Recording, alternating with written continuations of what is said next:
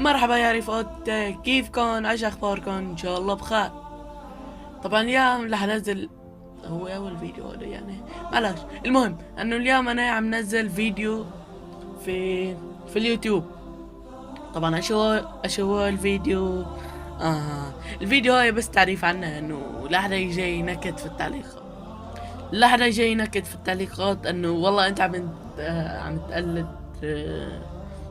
والله انت عم تقلد التمساح وما بعرف ايش. ليه قرايبه؟ انا ما عم قلد حدا، انا بحكي في النبكة. ايش هي النبكة؟ النبكة هي لهجة في سوريا، اسمها اللهجة النبكية. هاي اللهجة يعني اغلبكم ما رح يعرفها الا اذا كان في حدا عم يشوفنا ونبكي، يعني رح يعرفها. ف بس هاي اللي كان عنده.